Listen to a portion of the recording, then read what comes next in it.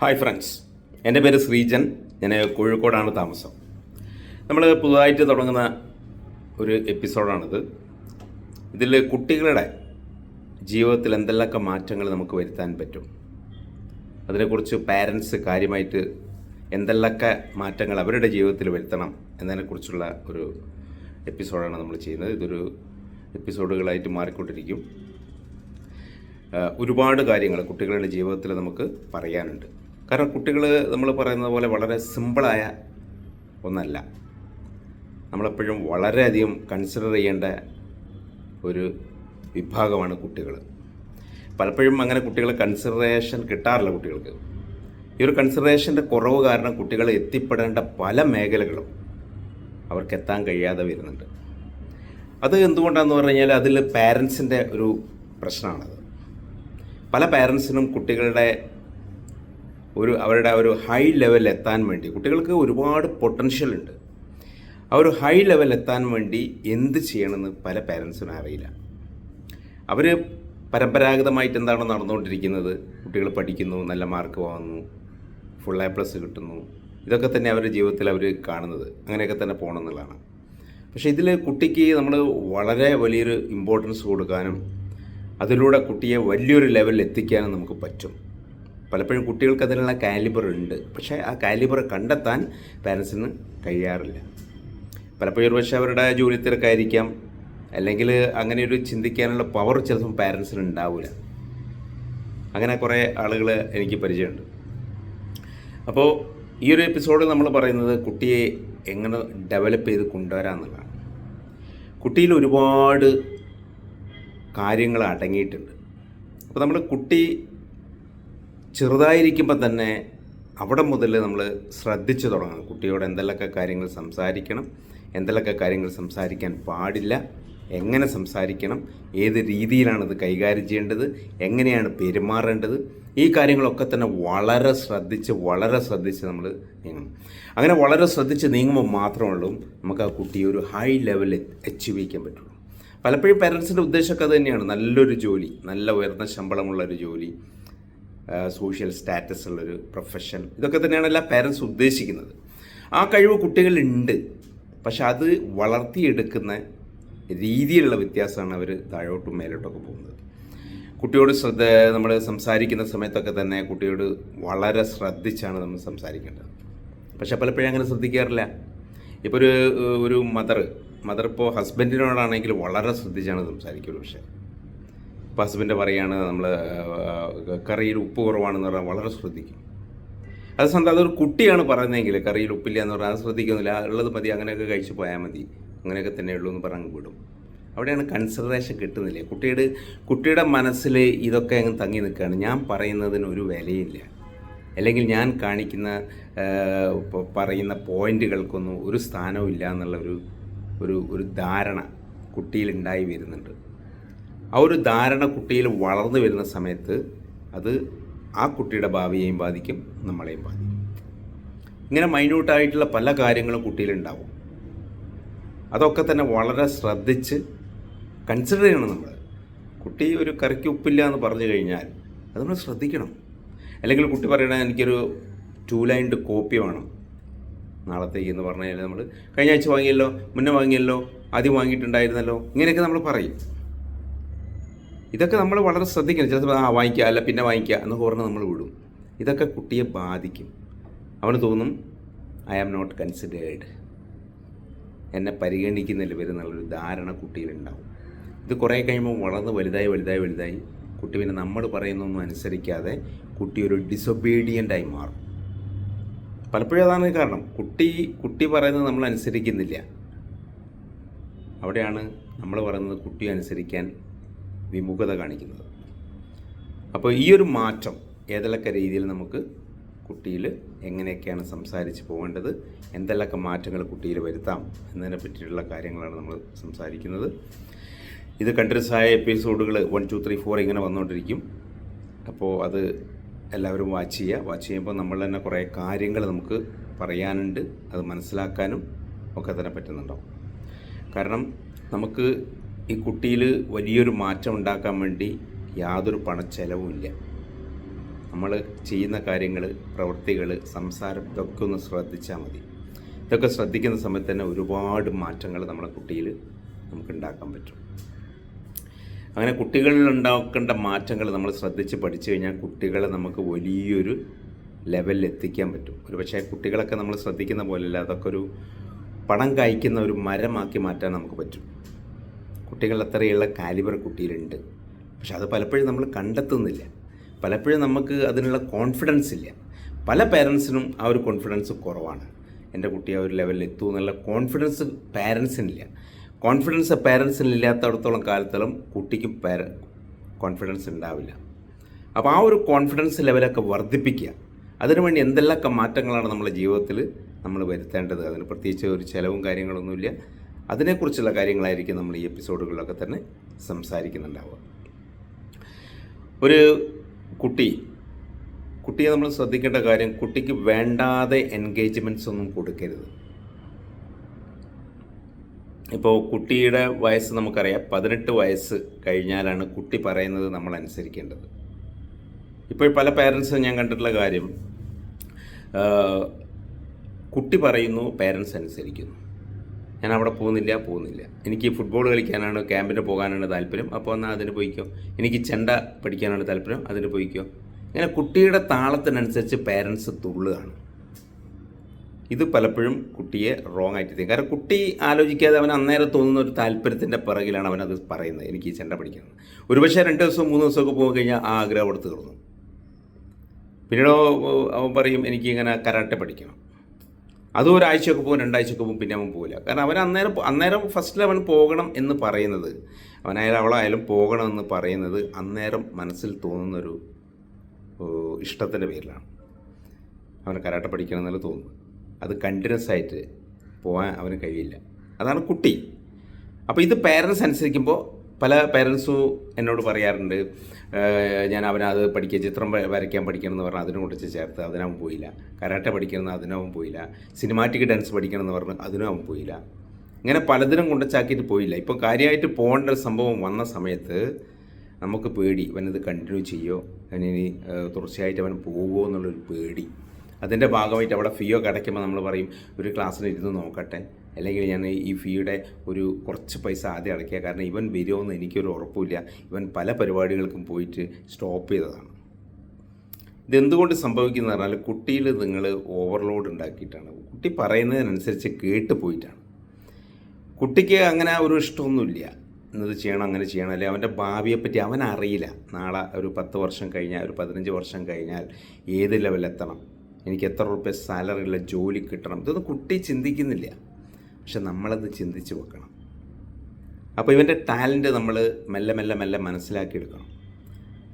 അതോടൊപ്പം തന്നെ നമ്മളിപ്പോൾ ഒരു കുട്ടിക്ക് പറയുന്ന ആഗ്രഹം പോകുന്ന സമയത്ത് നമ്മളത് ആലോചിക്കണം. അപ്പോൾ ഒരു കുട്ടി പറയുകയാണ്, എനിക്ക് ഡ്രൈവർ ആവാനാണ് ആഗ്രഹം എന്ന് പറയുമ്പോൾ നമ്മൾ ഡ്രൈവർ ആവാനാണ് ആഗ്രഹമെങ്കിൽ നമ്മൾ ചിന്തിക്കണം, ഇവർ നല്ല US അമേരിക്കയിലൊക്കെ പോയിട്ട് ഡ്രൈവ് ചെയ്യണം, ആ ലെവലിലേക്ക് എത്തണം. ഡ്രൈവർ ആവുന്നതുകൊണ്ട് പ്രശ്നമില്ല, പക്ഷേ US പോയി ഡ്രൈവ് ചെയ്യുമ്പോൾ കൂടുതൽ ഏൺ ചെയ്യാൻ പറ്റും. അല്ലെങ്കിൽ വിദേശ രാജ്യങ്ങളിൽ പോയിട്ട് ഡ്രൈവ് ചെയ്യുമ്പോൾ കൂടുതൽ ഏൺ ചെയ്യാൻ പറ്റും.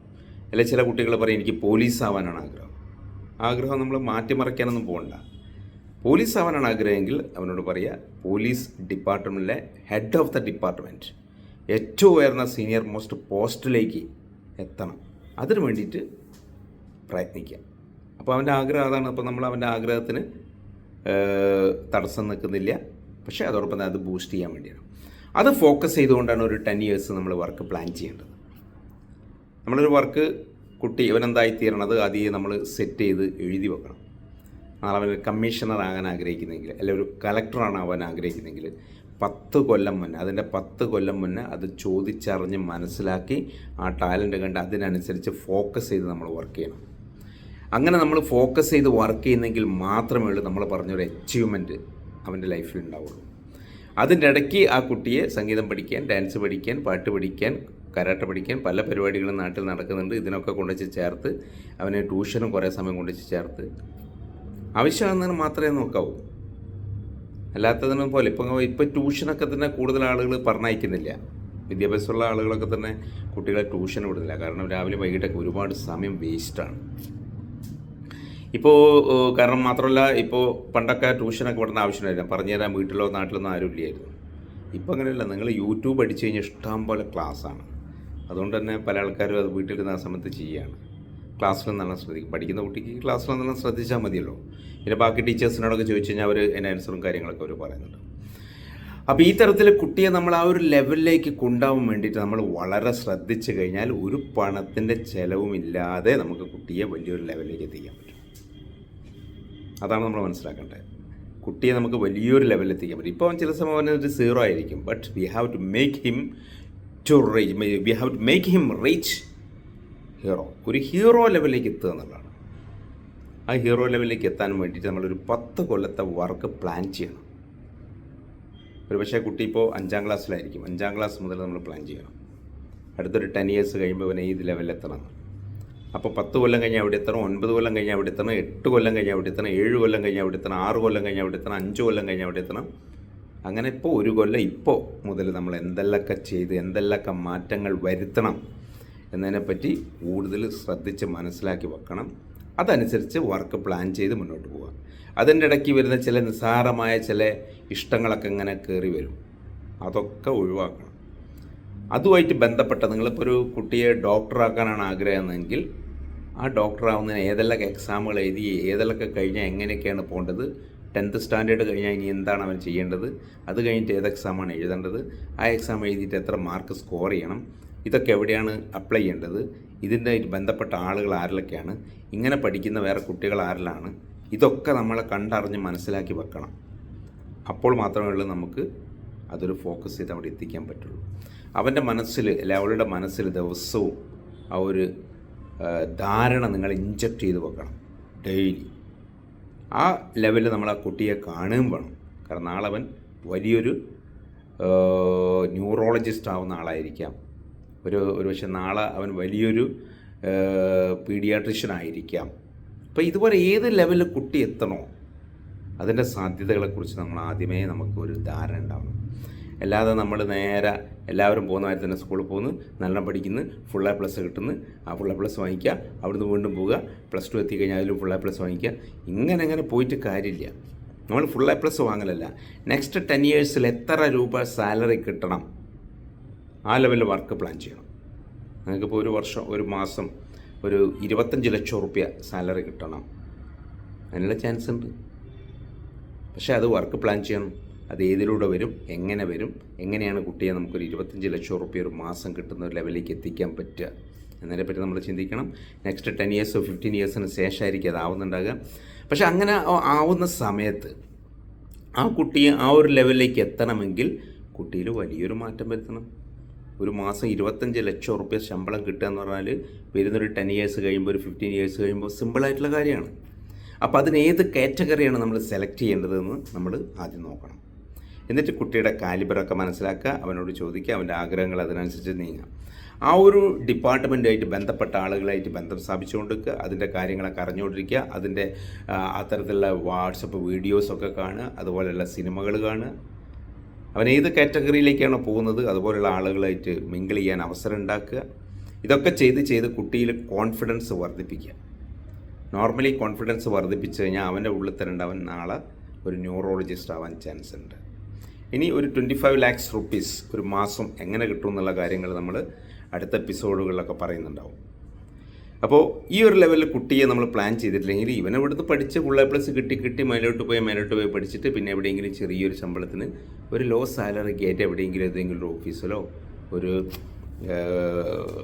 ഒരു പ്രൈവറ്റ് ഇൻസ്റ്റിറ്റ്യൂട്ടിലോ ഒക്കെ തന്നെ ജോലി ചെയ്യേണ്ട ഒരു സാഹചര്യം വരും. അതെന്തുകൊണ്ടാണെന്ന് പറഞ്ഞാൽ നമ്മൾ പ്ലാൻ ചെയ്യുന്ന കാര്യങ്ങൾ തെറ്റിപ്പോകുന്നതാണ്. നമ്മൾ കറക്റ്റായിട്ട് പ്ലാൻ ചെയ്യണം. നമുക്കിപ്പോൾ ഈ വർഷം 2024 2024 2024 10 ഇയേഴ്സ് 2034 2035 ആകുമ്പോഴത്തേക്കും കുട്ടിക്ക് ജോലി കിട്ടുമ്പോൾ 2034-35 ആകുമ്പോഴത്തേക്കും എത്ര രൂപ ഒരു മാസം കിട്ടണം അത് നമ്മൾ ശ്രദ്ധിക്കണം. നമുക്കൊരു മാസം എത്ര രൂപ കുട്ടിക്ക് കിട്ടണം ആ ലെവൽ വർക്ക് പ്ലാൻ ചെയ്യുക. ഒരു 25 lakhs rupees അടുത്ത 10 വർഷം കഴിഞ്ഞ് ഏൺ ചെയ്യണമെങ്കിൽ അത് പ്ലാൻ ചെയ്യണം. എങ്ങനെയൊക്കെയാണ് അത് വരിക, എങ്ങനെയൊക്കെയാണ് അത് ചെയ്യേണ്ടത്. അപ്പോൾ ഒരു മാസം ഒരു 25 lakhs rupees കിട്ടണമെങ്കിൽ ഏതൊക്കെ രീതിയിൽ നമ്മൾ മാറ്റം വരുത്തണം, അത് നമ്മൾ 10 വർഷം മുന്നേ പ്ലാൻ ചെയ്യണം. കാരണം 25 lakhs റുപ്പീസാണ്, ചെറിയ നിസ്സാര പൈസയൊന്നല്ല ഒരു മാസം കിട്ടാൻ പോകുന്നത്.